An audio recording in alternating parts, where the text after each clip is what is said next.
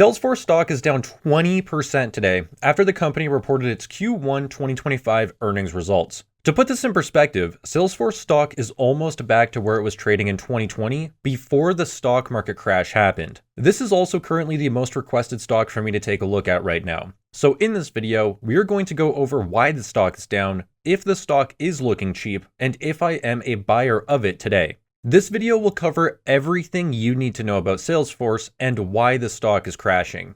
So with that being said, let's just hop right into the video. Alright, so here we have the highlights from the first quarter 2025 results, and this says, first quarter revenue of $9.13 billion, up 11% year over year.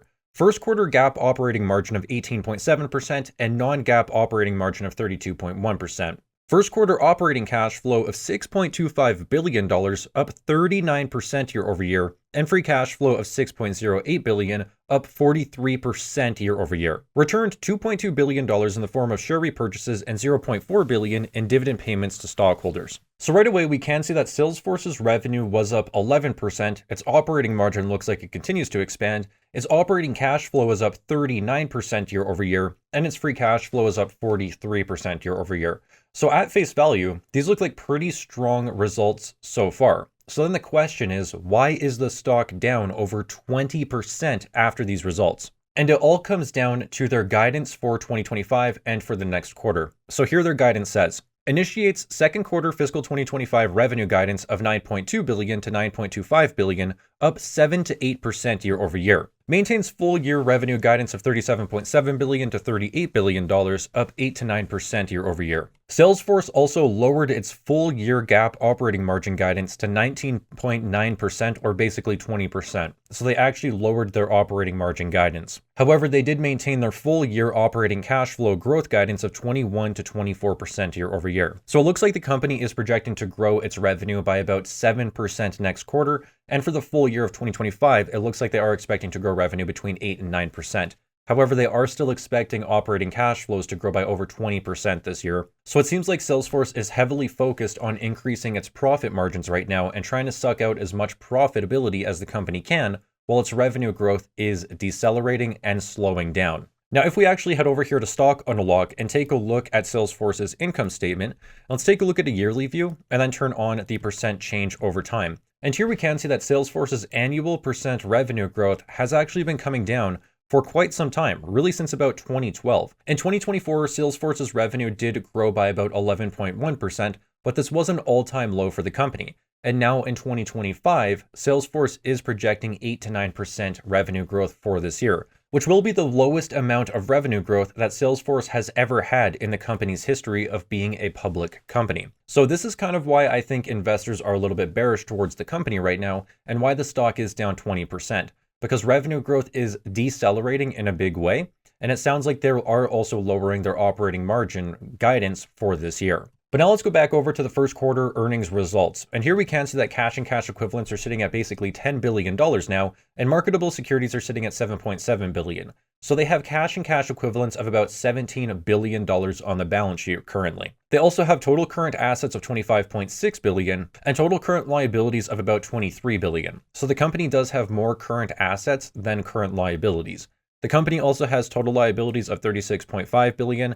So this is a pretty decent balance sheet. It's not the best balance sheet I've ever seen in the world, but Salesforce should not be in any financial stress anytime soon. It's a pretty decent balance sheet. Now let's move on to the cash flow statement, which is my favorite financial statement. So right away, we can see that stock-based compensation in the first quarter was $750 million, which did increase by about 7% year over year. And it is a decent amount of stock-based compensation going on. Operating cash flow also came in at that $6.25 billion, which was an increase of 39% year over year. So the operating cash flow that Salesforce is producing is growing significantly. Now, what I also love about Salesforce is it has very little capital expenditures.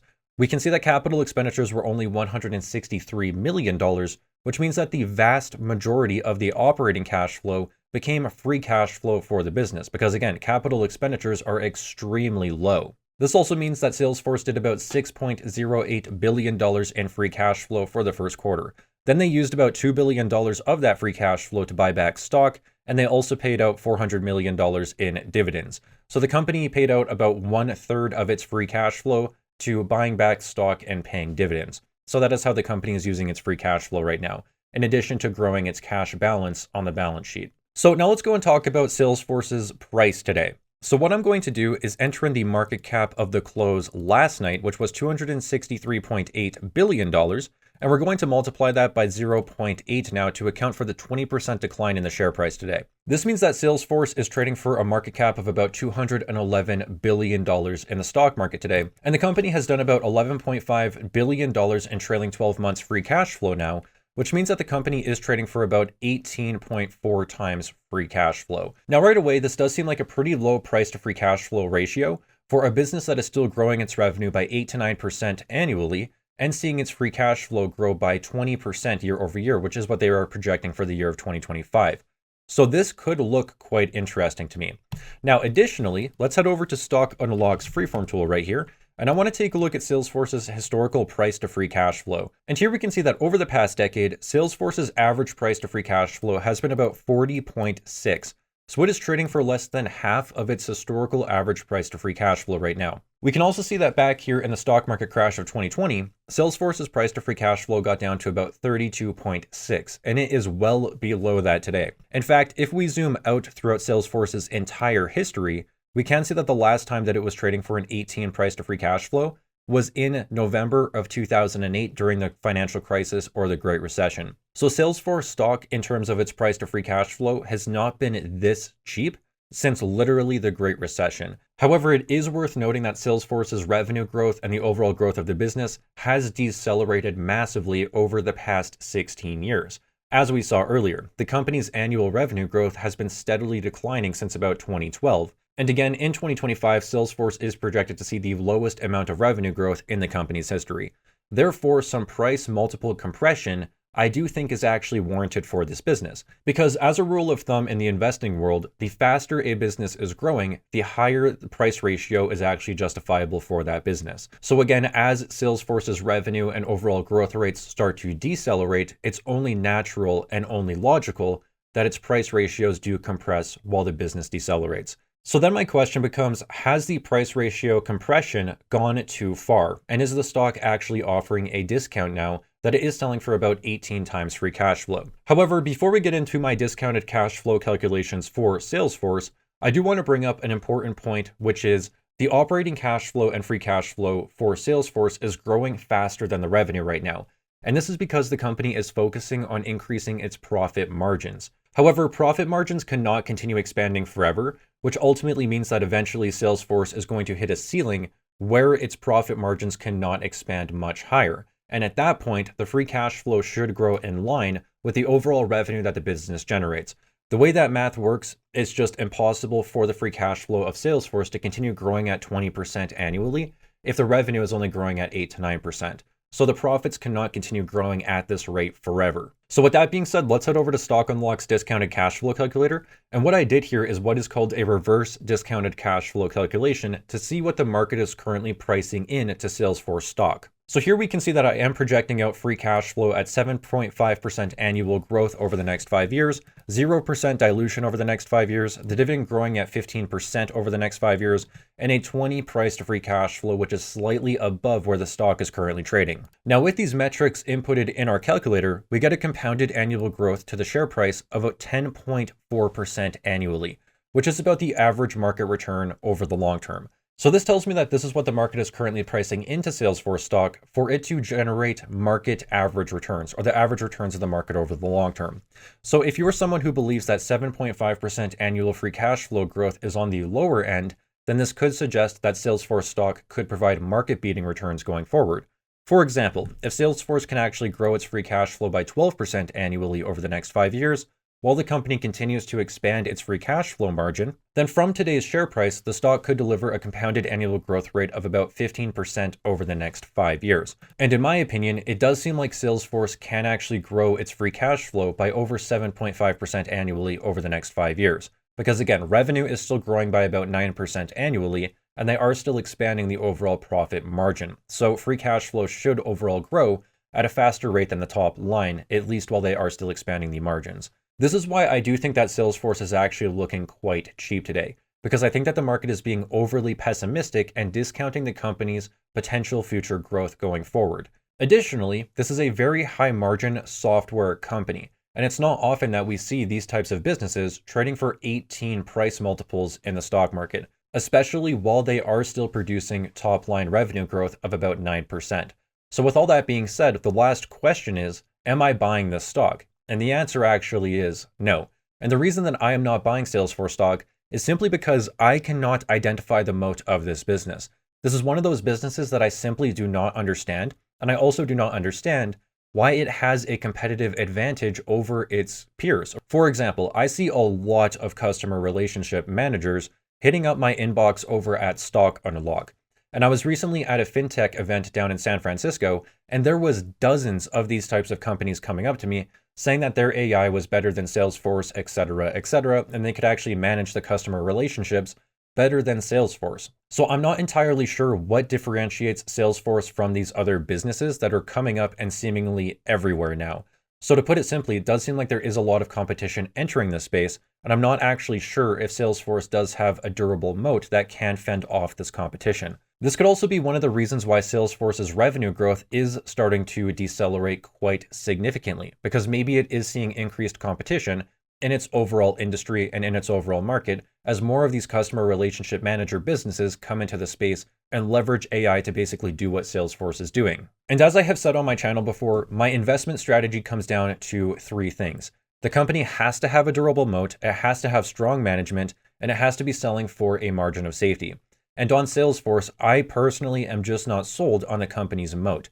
And if the company does not have a moat that I can easily identify, then it means that I don't know if this business is actually going to be able to grow over the long term. And if it cannot continue to grow over the long term, then that significantly increases the risk of the investment. So for me, I have to feel confident that the businesses I invest in are going to continue growing over the long term to add more safety to my overall investing strategy. Lastly, the CEO of Salesforce did say some very interesting things on the conference call.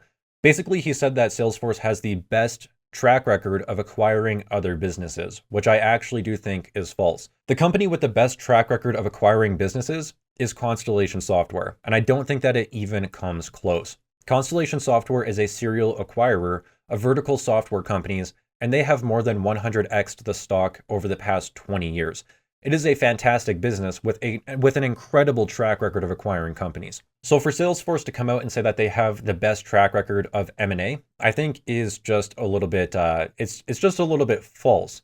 And the CEO sounded like he had very high conviction when he said that, which ultimately leads me to believe that the CEO was actually being a little bit ignorant. Additionally, the CEO and the management in general were throwing around the term AI and innovation everywhere. Like, I think that they said innovation and AI roughly 100 times in that call. And it sounded like Kathy Wood was the CEO of the business there for a minute. So to me, that is actually a red flag because I think that you shouldn't just throw out AI and innovation to justify that your business is doing well and being actually innovative. If Salesforce was being innovative and truly being a leader in the AI sector and in its industry, then maybe its revenue would be growing at over 8 to 9% annually. So those things are actually red flags to me. And I really pay attention to the tone that the CEOs use in these conference calls and the wording that they use as well. Because the wording, to me, at least when I listened to the Salesforce conference call, it sounded more like a salesman trying to sell me the stock, rather than a business actually explaining what is currently going on and why the revenue growth is decelerating. And you have to imagine that the CEO was looking at the stock price falling 20% in after hours trading, and he was probably doing everything he could to at least stop the bleeding, and again, probably try to sell the stock a little bit more than usual. So that's kind of my perspective on it, but it is still a red flag for me to see CEOs talk like that. So for those reasons as well, I'm not sure if Salesforce has the best management that is actually working in the best interests of shareholders. But that's just my perspective. I could be totally wrong. I'm someone sitting on the outside, so it is very easy for me to be critical and judge like this. But as an investor, I want to be honest with my audience, and that's just what I got from the sales call. So I wanted to point that out as well. However, if we do take a look at Salesforce purely from a financial perspective, then again, an 18 price to free cash flow on this company's level of growth does actually look quite attractive. And if the company can actually grow over the long term, then it could look like a good entry point right here as well. But for the reasons that I discussed, with me not understanding Salesforce's moat, its competitive advantage, and with the management kind of not really saying the things that I like to hear as an investor on the conference call, Those are the things that are stopping me from buying the stock personally as my own investor. But that's going to wrap up the video for today, everyone. And if you did enjoy this video, then please remember to leave a like on it, as it does really help out my channel, and I truly do appreciate it. Also, if you're new here and you want to see more stock market related content like this, then please consider subscribing to the channel as well. But with that being said, that's going to wrap everything up. So thank you all so much again for watching, and I really hope to see you all again in my next video.